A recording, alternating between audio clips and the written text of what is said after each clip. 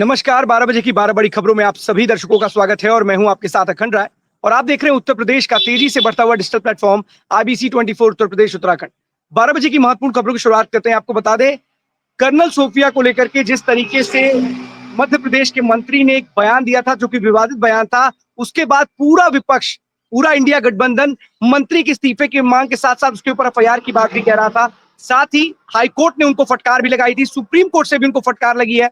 मंत्री इस वक्त सुप्रीम कोर्ट पहुंचे हुए हैं एफआईआर को रद्द करने के लिए। लेकिन सबसे बड़ी बात है कि जिस तरीके से जो हमारे सेना के जवान हैं उनके लिए इस तरीके की अशोभनीय भाषा का इस्तेमाल मंत्रियों के द्वारा किया जाता है या फिर किसी पार्टी के नेता के द्वारा किया जाता है, कितना अशोभनीय है और जिसको बिल्कुल भी ऐसा भी नहीं देखना चाहिए कि अपने आप में मर्यादा को तार तार करने वाला है।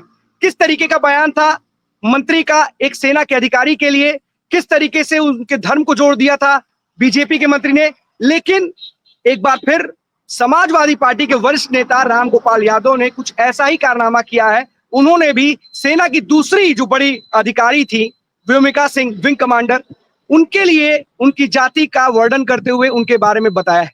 इस अशोभनीय भाषा का इस्तेमाल उन्होंने किया। लेकिन हैरानी की बात है कि जो विपक्ष, जो इंडिया गठबंधन कर्नल सोफिया को लेकर के बीजेपी के नेता के ऊपर हमलावर था, बीजेपी पर हमलावर था, वही इंडिया गठबंधन इस पर खामोशी साधे हुआ है। वो कहीं भी इस पक्ष पे अपने अपने तर्कों से उसका बचाव कर रहा है और यहां तक कि खुद समाजवादी पार्टी के नेता, वरिष्ठ नेता प्रोफेसर रामगोपाल यादव ने ट्वीट करके बताया है और ये समझाने का प्रयास किया है कि कैसे भारतीय जनता पार्टी लगातार चीजों में जाति ढूंढती है और जाति के हिसाब से कार्रवाई करती है। लेकिन शर्म की बात यह है कि पूरा इंडिया गठबंधन जो बीजेपी के मंत्री के खिलाफ इस तरीके की बातें कर रहा था, वही इंडिया गठबंधन इस पूरे मसले पर जब एक वरिष्ठ नेता समाजवादी पार्टी के एक सेना के अधिकारी के प्रति इस तरीके का अपना विचार प्रस्तुत करते हैं और उसकी जाति का बखान करते हैं। सबसे बड़ी बात है, बताना क्या चाहते हैं आप? क्या सेना के अधिकारियों को आप लोगों ने, चाहे वो किसी प्रदेश में बीजेपी का मंत्री हो, चाहे समाजवादी पार्टी का नेता हो, कोई भी हो, क्या उनको जाति में बांटा जाएगा, उनको धर्म में बांटा जाएगा? क्या विपक्ष ये तय करेगा कि बीजेपी के अगर नेता ने किया है तो जैसे बीजेपी के नेताओं ने चुप्पी साध ली थी, क्या उसी तरीके से अब जो इंडिया गठबंधन के नेता है अगर उनके नेता कुछ बोलेंगे तो वो चुप्पी साध लेंगे? सेना के अधिकारियों या सेना के जवानों के लिए इस तरीके की भाषा का प्रयोग करना ना जाने आप लोग कब बंद करेंगे। राजनीति से ऊपर उठिए, देश हित में बात कीजिए। लेकिन शायद आप लोग को देश हित से कोई लेना देना नहीं है और आप लोगों को केवल अपना एजेंडा चलाना है। और ये एजेंडा साफ तौर पे पूरा देश देख भी रहा है कि किस तरीके से समाजवादी पार्टी के नेता अगर इस तरीके का बयान देते हैं, कांग्रेस के कोई नेता बयान देते हैं, जिस तरीके से रॉबर्ट वाड्रा का बयान आया था, तो कहीं ना कहीं इंडिया गठबंधन की बात की जाए तो अगर उनके नेता कुछ बोलते हैं तो वो उस पर चुप्पी साध लेते हैं और जब बीजेपी के नेता या फिर उनके सहयोगी दल के कुछ नेता बोलते हैं तो उनके सहयोगी एनडीए के जो सहयोगी हैं वो उस पर चुप्पी साध लेते हैं। फिलहाल जनता को देखना होगा और नेताओं की जिस तरीके से एजेंडा चलाने वाली हरकतें हैं इन तमाम जो दलों की है, इनको भी गौर से देखना होगा और इनको जवाब देना चाहिए। जनता को इसका पूरा अधिकार है। और लेकिन आप सभी लोगों से निवेदन है, जितने भी हमारे देश के राजनेता हैं, कम से कम हमारे देश की सेना को जाति और धर्म में न बांटो। अब चलते अपने सभी सहयोगियों के पास एक एक करके हमारे साथी स्क्रीन पे जुड़ेंगे और आज की जो बड़ी खबरें उनके शहरों की बताएंगे। सबसे पहले हमारे साथ आदर्श जुड़ रहे हैं हरदोई से। आदर्श, कौन सी बड़ी खबर है? अगर जी आज हम बताना चाहिए, आज हम इस समय हरदोई के बिलराम टुंगी पर खड़े हैं और बिलराम टुंगी में जो यहाँ पर जो नाले बने हुए हैं उस नाले को बंद कर रखा है और उस नाले के ऊपर दुकानें बनी हुई है। सबसे बड़ी यहाँ पर लापरवाही देखने को मिल रही है और हम कैमरा से दिखाना चाहेंगे कि देखिए ये जो दुकानें बनी है ये सभी नाले पर बनी हुई है। जितनी भी दुकानें यहाँ पर है कम से कम आधा 1 किलोमीटर के दायरे में सारी दुकानें ये नाले के ऊपर बनी हुई है और उस नाले के ऊपर सब दुकानें भी चाहे कच्ची हो पक्की हो, इधर से अधिकारी भी निकलते हैं लेकिन इधर कभी यहाँ पर कोई टोल नहीं हटाया गया है। और अभी कल की घटना एक हुई है जो डंपर ने एक ऑटो में टक्कर मारी जिसमें 6 लोगों की मौत हो गई थी और 3 लोग घायल हुए थे, जिसमें एक की आज और मौत की खबर सुनने को आ रही है। और जब दुकानें जो नाले के बनी हुई है, नाले के बाहर ग्राहक खड़े होते हैं और उसके आगे ऑटो भी खड़े हो जाते हैं और पुलिसकर्मी जो यहाँ पर है वो यहाँ पर जो दस्तावेज संभाल लेते हैं। लेकिन कहीं ना कहीं दुकानदारों की भी यहाँ कमी देखने को दिखाई पड़ती है कि और जो आटे खड़े होते हैं तो पुलिसकर्मियों की जब हटा भी देते हैं, यहाँ तो नहीं होने देते। लेकिन समस्या यहाँ पर यह फंस जाती है कि जितनी भी दुकानें लगी हैं सब नाले के ऊपर बनी है, जबकि नाला जो है पीछे होना चाहिए था और उसके पीछे दुकानें होनी चाहिए थी, लेकिन नाला पीछे है और दुकानें आगे लगी हुई है। ऐसे में अधिकारी को इन दुकानदारों पर काफी कठोर से कठोर कार्रवाई करनी चाहिए। और पुलिस कर्मियों को भी हम बताना चाहते हैं कि यहाँ पर जो दुकानें लगी हुई हैं उनको भी थोड़ी हिदायत देते हैं कि यहाँ पर उनको भी थोड़ा जो अस्थमा है हटवाने का प्रयास करना चाहिए। और जो ऑटो है, ऑटोदार ये लोग हटवाते रहते हैं और अतिक्रमण भी हटता रहता है, लेकिन दुकान की वजह से यहाँ अतिक्रमण जो है काफी फैला हुआ कैसा है। अतिक्रमण और होता जबकि है यहाँ सर? पर नो सवाल तो एंट्री ये है। है ना अगर क्या अतिक्रमण जी हटता जी तो क्या फिर इस तरीके से अतिक्रमण होता? सवाल ये बना हुआ है ना। अतिक्रमण के लिए जिस जी तरीके जी से आपकी नीतियां हैं वो पूरी तरीके से ध्वस्त नजर आ रही है ना कि आपने कैसे अतिक्रमण के खिलाफ कार्रवाई की है कि आपके मुखिया लगातार इस बात को बार बार बोल रहे हैं। कई बार अपने अधिकारियों से जब वहां पर बड़े बड़े अधिकारी उस मीटिंग में मौजूद होते तो उनसे बोलते हैं अतिक्रमण के खिलाफ कार्रवाई की जाए, पर ये कैसा अतिक्रमण के खिलाफ अभियान है कि आप अतिक्रमण हटाते हो, अगले दिन फिर से वहीं पे अतिक्रमण लग जाता है, कुछ देर बाद ही लग जाता है। जी। और जबकि अखंड जी कप्तान साहब काफी तेज तर्रार है और पुलिस कर्मियों साहब देखिए सब धूप में खड़े हैं और ऑटो अपनी स्थिति को संभाले हुए हैं। देखिए ये देखिए ये सभी लोग यहाँ पर हैं। हम पूरा चौराहा आपको दिखला रहे हैं। तो यहाँ कुल मिलाकर दुकानें जो भी है सब नाले के ऊपर लगी। अब जब यहाँ पर सफाई कर्मी आता है तो यहाँ जब उसको सफाई करने नहीं मिलती है तो कहीं ना अगर ये कहीं वहाँ नाला पर झगड़े टूट की अपनी जाएगा चालू हो अगर जाती है। अगर एक चीज है, एक जी जी सवाल है कि अगर ये नाला किसी वजह से टूट जाता है और जिसके ऊपर दुकानें जो अभी आज लगी हुई हैं या फिर कोई राहगीर उस पे जाकर के उसके नाले के अंदर चला जाता है या फिर जो दुकान लगा रहा है वो चला जाता है, तो उसके लिए जिम्मेदार कौन होगा? क्या तब जागेंगे? क्या कोई जो बड़ी घटना घट जाएगी ऐसी ऐसे घटना ऐसे केसेस आते हैं तब क्या जागेंगे वहां के प्रशासनिक अधिकारी? मैं क्या प्रशासनिक अमला तब जागेगा? अगर जी मैं बताना चाहूंगा नाला तो बना हुआ है, लेकिन नाला पार्ट उन्होंने बंद कर रखा है दुकानदारों ने। उस नाले के ऊपर दुकानें बना रखी है। इससे नाला जो है बिल्कुल एकदम एक तरफ बिल्कुल बंद है। कहीं पर कोई सफाई होने की गुंजाइश है ही नहीं। बताइए, अगर ये स्थिति है कि नाले को ही पाट करके आपने अपनी दुकानें बना ली हैं, इसी को अवैध अतिक्रमण कहते हैं। राजधानी लखनऊ में एक ऐसी ही कॉलोनी थी, अकबर नगर कॉलोनी, धीरे धीरे करते हुए बढ़ती चली गई। उन्होंने पाटते पाटते पाटते पाटते पाटते उसको इतना पाट दिया कि पूरा का पूरा एक कॉलोनी का रूप दे दिया। हालात ऐसे हो गए कि जब सूबे के मुख्यमंत्री ने उसकी नजर उस पर पड़ी तो उन्होंने उसके लिए अधिकारी को निर्देशित किया, तो पता चला पूरी पूरी कॉलोनी अवैध है और इसको पाट करके बनाया गया है। आखिरकार सुप्रीम कोर्ट से जाकर के उसके लिए न्याय वहां से मिला और जाकर के बाद में उस कॉलोनी को गिराया गया। तो क्या इंतजार करते हैं ये अधिकारी वहां पर किस तरीके से नालों को पाट करके वहां पर एक पक्का निर्माण कर लिया जाए या फिर कच्चा निर्माण कोई भी हो? क्यों ऐसे अधिकारी इन लोगों को इनकी शय दी जाती है कि इस तरीके के कार्य कर लेते हैं ये लोग? अब अगर जी अब हम जहाँ पर खड़े हैं वहीं पर दिखाए ये दुकानें जो जितनी बनी हुई है यहाँ से पूरी लाइन कम से 200 दुकानें हैं। और आधा किलोमीटर एरिया पर सब नाले काट के ऊपर दुकानें रखी गई हैं और कहीं ना कहीं पर ये अतिक्रमण को ही खुला चुनौती दे रहे हैं। देखा जाए। यही तो दिक्कत है ना, यही तो दिक्कत है आदर्श। यही सबसे बड़ी समस्या है इस देश में कि अगर इस तरीके से चलता रहेगा तो कहीं ना कहीं दिक्कतें पैदा होती रहेंगी। लोगों को समझना जरूरी है, क्योंकि अगर आप नहीं समझोगे, अगर ये अधिकारी नहीं समझेंगे तो हालात बिगड़ते हैं। इस तरीके से जो अतिक्रमण है वो कहीं ना कहीं एक बड़ा रूप ले लेता है। बाद में जब इसके खिलाफ कोई कार्रवाई होती है तो पूरे टीवी मीडिया में या जो भी नेता होते हैं जो उस वक्त विपक्ष की पार्टी होती है वो धरने पर बैठ जाती है कि अन्याय की बात करने लगती है। लेकिन इस तरीके के अतिक्रमण के खिलाफ तुरंत कार्रवाई करनी चाहिए और जो भी लोगों ने इस तरीके का काम किया है उनको कम से कम उनके खिलाफ भी कार्रवाई होनी चाहिए और तमाम प्रशासनिक अधिकारियों को इस पर जरूर ध्यान देना चाहिए। अधिकारियों से बात कीजिएगा और पूछिएगा कि आखिरकार इस पूरे नाले पर इस तरीके से निर्माण किया जा रहा है, आप लोग आंखों पर पट्टी बांध करके क्यों चल रहे हैं? किस चीज का इंतजार कर रहे हैं आप? इनके खिलाफ कार्रवाई क्यों नहीं कर रहे? पूछिएगा अधिकारियों से जरूर। इमरान हमारे साथ जुड़े बिजनौर से। इमरान, कौन सी बड़ी खबर है? देखिए, अगर मैं आपको बता दूं, जैसे कि मैंने कल भी आपको बताया था, गैंग रेप का मामला बिजनौर की सुर्खियों में चल रहा है। गैंग रेप के मामले में रात जो है पुलिस की मुठभेड़ हुई है 2 आरोपियों से और दोनों को ही पुलिस ने पैर में गोली लगी है, दोनों आरोपियों को, और जिला अस्पताल में जो है भर्ती कराया गया है। वहीं अभी अभी भी 2 आरोपी जो है पुलिस की पकड़ से बाहर है और पुलिस जो है बराबर पुलिस की टीम है जो है उन दोनों आरोपियों को जो है गिरफ्तार करने के प्रयास किया जा रहा है। और मुखबिर की सूचना पे ये लोग जो है जिला छोड़कर भागने की फिराक में लग रहे थे, तभी पुलिस जो है मुखबिर की सूचना मिलती है पुलिस को और पुलिस ने जो है नाकेबंदी करके इन दोनों के साथ जो है पुलिस ने पहले इन्हें वार्निंग दी, लेकिन ये इन लोगों ने जो है पुलिस के ऊपर फायरिंग की और फायरिंग होते ही पुलिस ने भी जवाबी कार्रवाई में दोनों के पैर में गोली लग गई। वहीं एक पुलिस कर्मी के भी हाथ में गोली लगी है और जबकि तीनों का ही इलाज जो है जिला अस्पताल में चल रहा है। जी सर। इमरान, इस तरीके से अपराधी जो हैं जब पुलिस उनको पकड़ने के लिए उनके घेराबंदी करती तो अपराधियों के हौसले इतने बुलंद है कि पुलिस पर ही फायरिंग झोंक देते हैं। सबसे बड़ा सवाल है कि गैंग रेप जैसे जघन्य अपराध के सब आरोपी हैं, और 2 लोग अभी फरार हैं। तो क्या पुलिस को इनका कोई सुराग लगा है? देखिए, अगर मैं आपको बता दूं, पुलिस जो है पूरी तरीके से मुस्तैद है। पुलिस बराबर प्रयास किया जा रहा है पुलिस की ओर से, और 3 टीमें इसमें जो है क्राइम ब्रांच की और स्पेशल टीम जो है लगाई गई है। लेकिन अभी इन दोनों की जो है भागने की, मुखबिर की सूचना मिली थी कि ये दोनों जो है जिला छोड़कर भागने के फिराक में लग रहे हैं। आस-पास के क्षेत्रों में जो है नाकेबंदी करी, और इन दोनों, और तभी ये जैसे ही सामने से आए रात्रि में बाइक से, तो इन दोनों को जो है पुलिस ने पहले वार्निंग दी, रोकने के लिए कहा, तो ये लोग जो है रुके नहीं, और इन्होंने पुलिस को देखते ही फायरिंग शुरू कर दी। और जवाबी कार्रवाई में पुलिस ने भी फायरिंग की, तो इन दोनों के पैर में गोली लग गई। जी नहीं। इमरान, सबसे बड़ी बात है कि पुलिस लगातार अपराधियों के खिलाफ अभियान चला रही है, और ऐसे में अगर ये अपराधी भागने का प्रयास करते हैं तो पुलिस की नजर से ही नहीं बचेंगे, बल्कि उनकी गोली भी उन अपराधियों के पैरों में जा सकती है। तो कम से कम अपराध को लेकर के पुलिस लगातार ऐसे अपराधियों पर कार्रवाई कर रही है।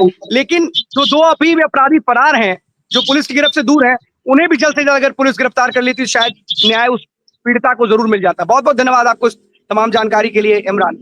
इंद्रवीर हमारे साथ जुड़े हुए हैं रायबरेली से। कौन सी बड़ी खबर?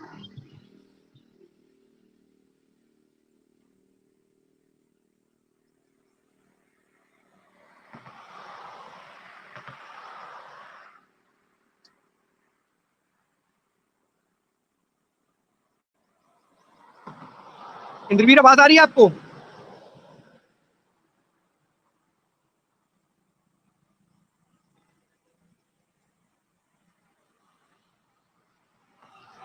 इंद्रवीर से फिर से कनेक्ट होंगे। एक्चुअली नेटवर्क का कुछ प्रॉब्लम हो सकता है।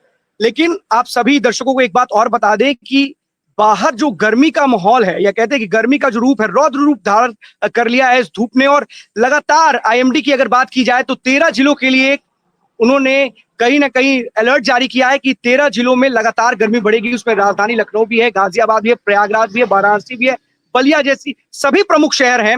लगातार अब गर्मी बढ़ती चली जाएगी। कुछ दिनों तक पहले हाल फिलहाल में राहत जरूर मिली थी, लेकिन अब अगले 2 दिनों में ये गर्मी और भीषण रूप ले लेगी। इसलिए लोगों से बाहर, क्योंकि मौसम विभाग ने जानकारी दी है कि अगर ना हो सके, अगर जरूरी ना हो तो घर से बाहर ना निकले, क्योंकि गर्मी का प्रकोप जारी है और लगातार जो हीट वेव्स हैं वो चल रही हैं। और इतना ज्यादा धूप है, इतनी गर्मी है कि डिहाइड्रेशन की वजह से आप बीमार हो सकते हैं। तो एक बात और भी है कि डॉक्टरों की सलाह है कि अगर आपको लगता है, अगर आपको जरूरी है बाहर निकलना, तो समय समय पर पानी का सेवन जरूर करें, क्योंकि पानी आपको इस धूप से, डिहाइड्रेशन से बचाएगा। अन्यथा ये जो गर्मी है, ये जानलेवा गर्मी है। लगातार इसका प्रकोप बढ़ता जाएगा और ये देखने को भी मिल रहा है, और इसके लिए आईएमडी ने अलर्ट जारी किया है। अब चलते हैं इंद्रवीर के पास। इंद्रवीर हमारे साथ जुड़े हुए हैं रायबरेली से।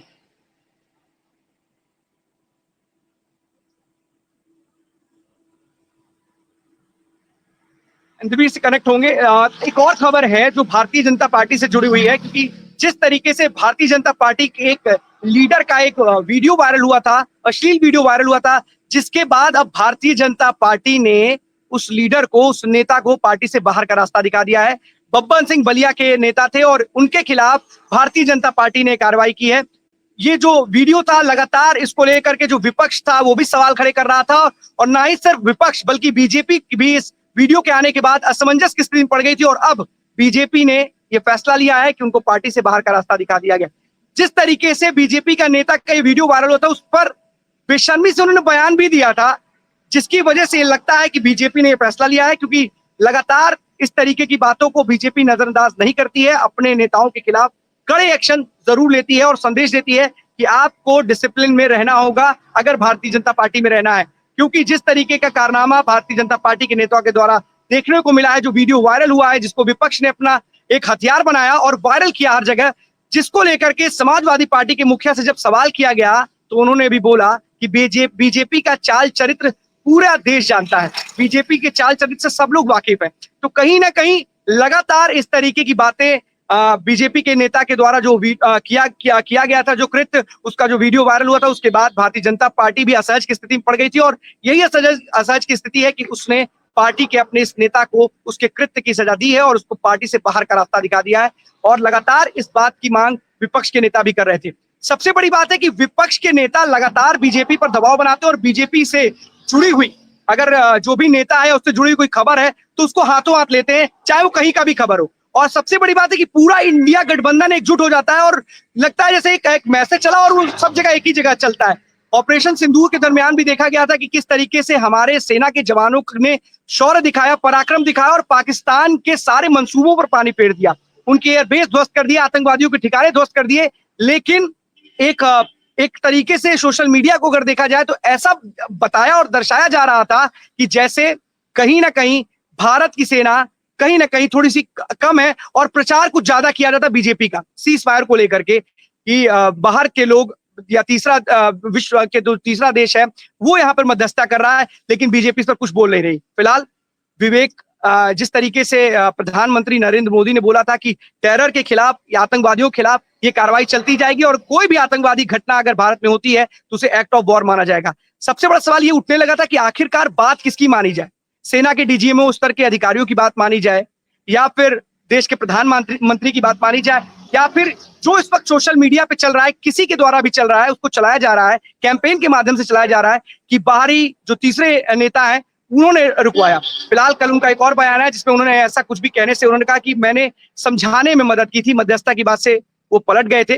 फिलहाल ट्रंप के कई ऐसे फैसले इस वक्त देखने को मिले हैं जो अपने आप में विरोधाभास पैदा करते हैं। कभी वो आतंकवादियों की वो जिस आतंकवादी घोषित कर रखा होता है जिससे यूएस ने, उसके साथ ही वो कल हाथ मिलाते हुए नजर आते हैं। 85 करोड़ का इनाम है। तो फिलहाल देश के प्रधानमंत्री की बात और देश की सेना की ही बात को माना जाए, इसी को अधिकार बनाया जाए, लेकिन लगातार इस तरीके की बातें एक दूसरे के साथ उठती रहती हैं। आपको बता दें जब रामगोपाल यादव ने सेना के अधिकारी के ऊपर ये जो बयान दिया उसके बाद सीएम योगी ने भी पलटवार किया और साथ ही साथ बसपा सुप्रीमो मायावती ने भी पलटवार किया और बेहद ही शर्मनाक बयान दिया, बताया रामगोपाल यादव के बयान को। और सीएम योगी ने भी ऐसा ही कुछ बताया जो बताया कि किस तरीके से हमारे देश में कुछ जो जातिगत दल हैं वो राजनीति केवल और केवल जाति के आधार पर करना चाहते हैं, देश को जाति में बांटना चाहते हैं।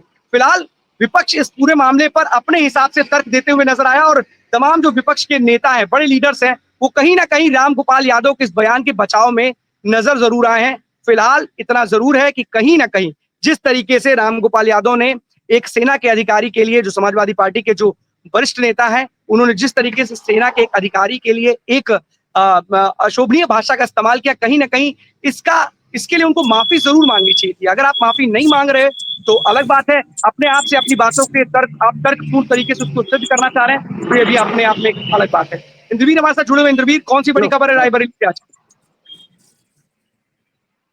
देखिए अखंड, बता दें कि रायबरेली की सबसे बड़ी खबर यह है कि जैसे अभी मैं कंटिन्यू मार्केट में हूं और डिग्री कॉलेज चौराहे पे हूं, लेकिन अगर बात करें तो जिस तरीके से गर्मी है, मेरे पास इस समय एंड्रॉइड फोन लगभग 2 से 3 है, आप देख सकते हैं। लेकिन हालत यह है कि यस्टरडे जो है लगभग 48 डिग्री सेल्सियस तापमान रहा मेरी मौजूदगी डिग्री कॉलेज चौराहे पे। नगर पालिका की तरफ से आज जब IBC 24 के डीएम से बात हुई तो डीएम से हमने पूछा कि मैम क्या नगर पालिका की तरफ से कोई फंड जारी होता है पानी को लेकर के, कुछ ऐसी व्यवस्था, क्योंकि कुछ चौराहे पे यस्टरडे पता चला कि कुछ मजदूर टाइप के लोग पानी न मिलने की वजह से बेहोश हो गए। तो IBC 24 को लगा कि ये खबर हमको दिखानी चाहिए, नगर पालिका की कितनी बड़ी लापरवाही। आप ये देख सकते हैं यहाँ पे लोग आ रहे हैं और यहाँ पे पानी मतलब है ही नहीं इसमें, और ये लगा हुआ है इनका जो है क्या लगा हुआ है, ये मेडिकल और एक ये लगा हुआ है बोर्ड। इधर आप देख सकते हैं जल जीवन मिशन, मतलब दोनों विभाग एक्टिव है, लेकिन कहीं पे भी आप इसमें डालेंगे तो कहीं पे ये देखें कहीं पे भी पानी नहीं है और ये हालात है। लेकिन अगर बात करें जिस तरीके के हालात में तुम्हें ये शर्मसार कर रहे हैं नगर पालिका की जो अपनी इसकी काम करने का तरीका उसको शर्मसार करते नजर है। और जिले के जहाँ पे उत्तर प्रदेश सरकार के जो अपना राज्य सरकार के लोग हैं उनको एक सुझाव दिया जा रहा है कि जो सरोवर है, जो तालाब है, उनमें पानी भरवाया जाए और डीएम हर्षिता माथुर उस पर लगातार काम भी करती नजर आ रही है। लेकिन वही नगर पालिका मौन बना बैठा है। इतनी गर्मी में कहीं पे भी प्याऊ की कोई व्यवस्था नगर पालिका की तरफ से नगर पंचायत में या अगर बात करें तो जिला रायबरेली शहर में कोई व्यवस्था नगर पालिका की तरफ से नहीं है। अगर है भी तो उनको मोनिट नहीं किया जा रहा। लोग आ रहे हैं, जा रहे हैं, देख रहे हैं और यहाँ से इसमें पानी नहीं मिल रहा है। और जहां पे पानी नहीं मिलेगा, जल ही जीवन है। और उत्तर प्रदेश सरकार, राज्य सरकार, केंद्र सरकार इस गर्मी को लेकर अलर्ट है। उसको लेकर के ऐसी व्यवस्थाएं हैं कि ये शर्मसार कर देने वाली व्यवस्थाएं नगर पालिका की रायबरेली में नजर आ रही है। जी अखंड इंद्रवीर, दिक्कत ये है कि देखिए जल जीवन मिशन है और सबको घर घर तक जल पहुंचे, इस बात का ये मिशन है। लेकिन इस गर्मी में अगर आपने प्याऊ लगाए हैं या कोई भी जल या जो लोग रास्ते से गुजर रहे हैं, क्योंकि बहुत भयानक गर्मी पड़ रही है और एमडी ने अलर्ट भी जारी किया है, लेकिन अगर जो अधिकारी दफ्तर में बैठे हुए हैं जिनके लिए एक चपरासी एक पानी का गिलास लेकर के आता है, जहां पर वाटर कूलर लगे हुए हैं, उनको शायद ये पता नहीं होगा कि बाहर जो लोग गुजर रहे होंगे, अगर ये खाली जो प्याऊ लगाए गए हैं इसका फायदा क्या है। इस खाली प्याऊ से क्या उनकी प्यास बुझ जाएगी?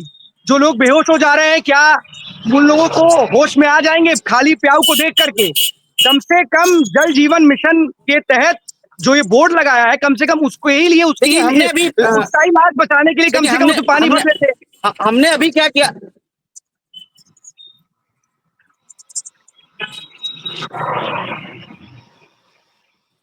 देखिए हमने अभी जाकर के सीधे सीधे, इसीलिए डीएम जब वहां बैठी थी तो हमने जाकर के सीधे सीधे डीएम हर्षिता माथुर से पूछा कि क्या मैम कोई फंड आता है इस गर्मी को लेकर नगर पालिका की तरफ से? कोई फंड नगर पालिका को कोई फंड जारी किया जाता है राज्य सरकार की तरफ से या रायबरेली प्रशासन की तरफ से? उन्होंने बोला कि हाँ होता है। और क्या कहीं प्याऊ नहीं है? हमने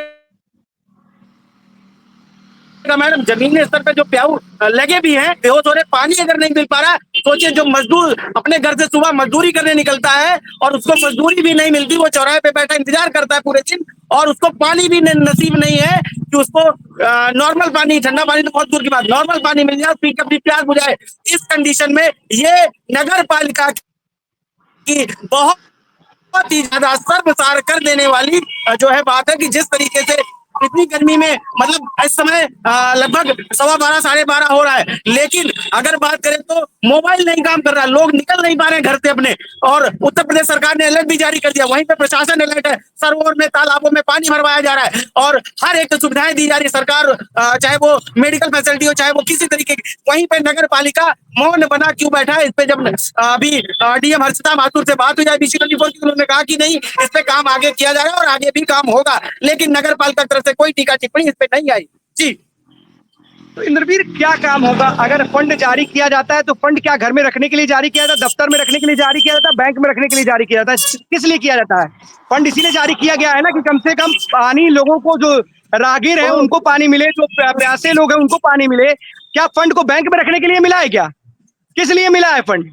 फंड क्या कर रहे हैं अभी तक? अगर फंड का इस्तेमाल ही नहीं कर पा रहे हैं आप, केवल आपने घड़ा रख दिया है, क्या ये घड़ा रखने से पानी से लोगों की प्यास बुझ जाएगी? खाली घड़ा है, उसमें आप दिखा रहे हो किस तरीके से आईबीसी के दर्शकों को, उसमें पानी तक नहीं है, तो किससे प्यास बुझेगी? इसलिए जारी कर दिया जाता है।